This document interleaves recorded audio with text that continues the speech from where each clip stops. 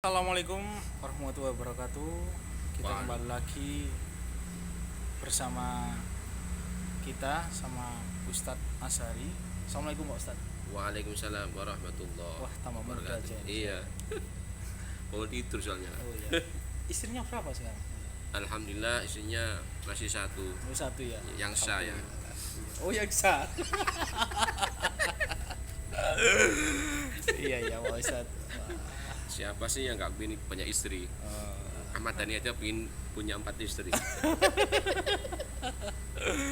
Iya benar-benar Pak Ustadz. Iya. Eh, aduh, lelah sekali Pak Ustadz. Pak Ustadz, saya mau tanya. Hmm, Arti bersyukur itu apa Pak Ustadz? iya. Jadi alhamdulillah, Bismillahirrahmanirrahim. Terima kasih kita berjumpa lagi Mas Hendra, bisa berkumpul di depan masjid Siko. Syifa'ul Qulub ya, Polairut Polda Jatim. Nah, untuk menanggapi perihal syukur itu simple. Makna dari syukur itu yakni menerima yang ada saat ini, itu wujud syukur. Syukur itu adalah yakni yang ada saat ini, kita menerimanya yang adalah wujud syukur. Walaupun kecil nominalnya, tetapi luar biasa dalam keberkahannya. Sebab apa? Sebab yang kita terima saat ini walaupun kecil, kita legowo. Itu yang membuat apa? Kita memunculkan di hati kita wujud apa? Menerima. Jadi syukur adalah menerima yang ada saat ini, itu syukur. Wis ana moto ngene kate lapo. Wis ngene iki Bu, syukur alhamdulillah. Itu masuk ngene lho, wis syukur. Telinga lho sudah lengkap. Syukur. Tapi kadang itu ada orang, ya. Iya. Orang itu aku sopo jari Gusti Allah, kan gitu. Iya. Bersyukur apa yang sudah diberi lah, Iya. bilang kayak gitu. Tapi eh, dia itu banyak mengeluh, banyak apa ya? Ya wis lah aku ngene ae. Banyak mengeluh di ataupun status lah ataupun apalah. Jadi dia menunjukkan bahwa dirinya itu paling dihinakan, bahwa dirinya itu paling apa ya? Paling sengsara lah, paling banyak masalah gitu Pak. Tapi dia seringkali bilang apa ono ilah bersyukur kan, apa ya, termasuk orang seperti apa kayak gitu. Jadi Sambat lah, banyak iya, sambat lah, ya itu. manusia tukang sambat gitu. Iya, Gimana kayak gitu? kita tuh tidak boleh berputus asa. Wala asu mirrauhillah. Dan janganlah kalian berputus asa dari rahmat Allah Subhanahu wa taala. Ini ada di surat Yusuf, nanti buka juz 13. Wala asu mirrauhillah innahu asu mirrauhillah illal qaumul kafirun.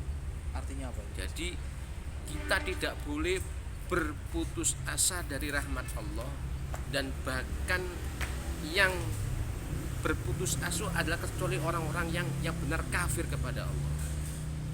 Jadi kalau kita merasa kurang menerima pemberian dari Allah, ini dikei akeh yo kurang, dikei titik tambah teman-teman kurang. Iya iya.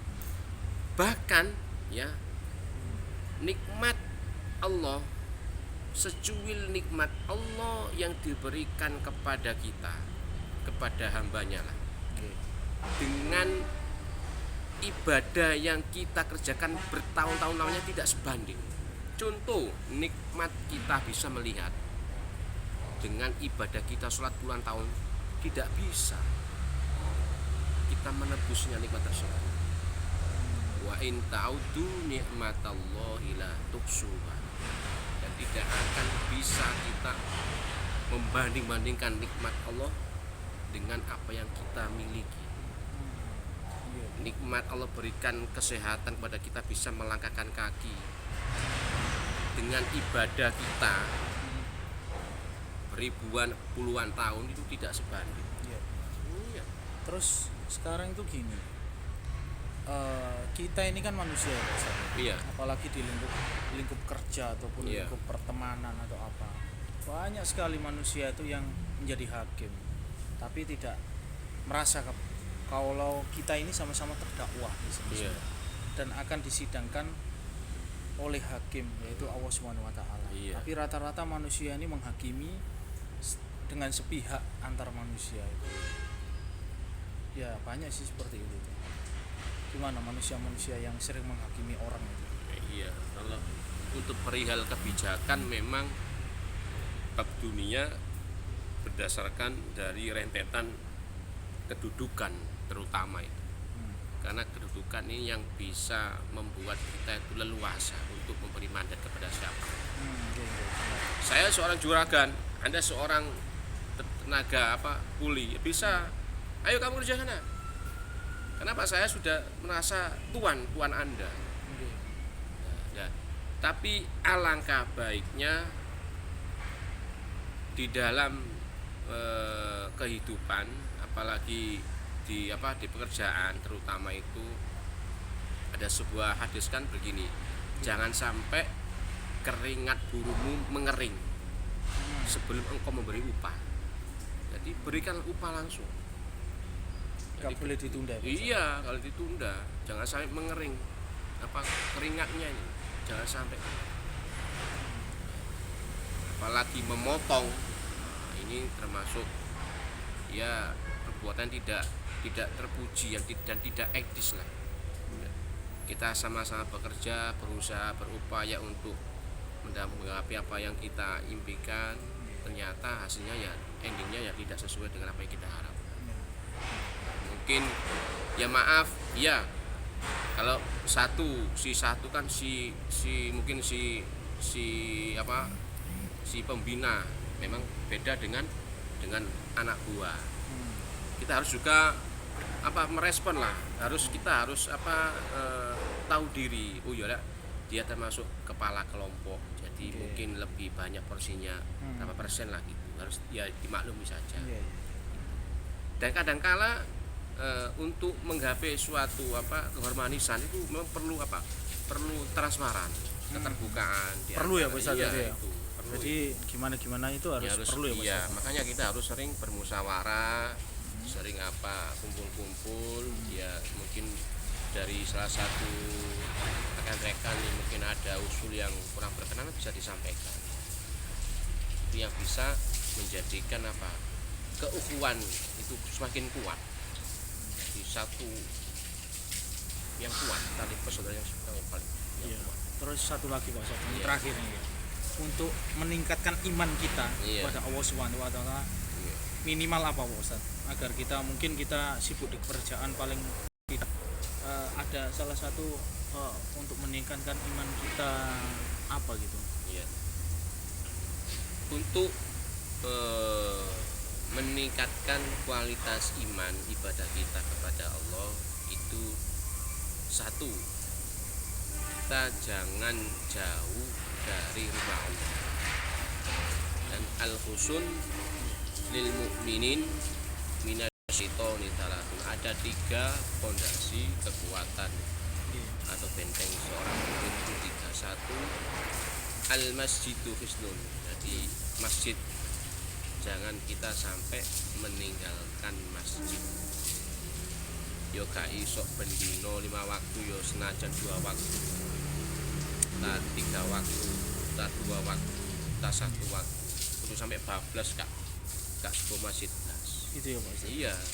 Inilah masjid ini adalah interaksi kita dengan Allah yang bisa meningkatkan, bisa menstabilkan ya performa kehidupan kita dari begitu hiruk pikuk yang panas, persaingan bisnis, persaingan situ sana situ sini. Kalau kita menyempatkan waktu senaja 5 menit pada Allah, bisa interaksi, maka kita mungkin oleh Allah akan diberikan kemudahan. Pasti. Iya, wa may yattaqillah yaj'al lahu makhraja. Kemudian yang kedua, untuk meningkatkan kualitas keimanan kita kepada Allah Subhanahu wa taala, wa dzikrullah hisnun. Apa itu? Selalu mengingat kepada Allah dengan berzikir. Ya, jadi bisa kita dengan duduk-duduk berzikir, Iya. menyebut asma Allah, subhanallah, subhanallah, Allahu akbar, alhamdulillah gitu. Terus Dan sholawat, tidak- kalau sholawat Pak Ustaz? Sholawat juga termasuk salah satunya. Jadi tidak seharusnya kita zikir itu habis sholat, tidak. Di luang waktu kita bisa dengan santai-santai sambil ngopi, bisa di dalam hati juga bisa. Dan yang terakhir yakni yang bisa meningkatkan atau menebalkan kualitas iman kita kepada Allah, yakni wa qiraatul Qur'an. Bacalah kitab suci Al-Qur'an Nggih, nggih, bener. walaupun satu ayat satu hari. Nah itu Pak Ya, Ustaz. dibuka aja.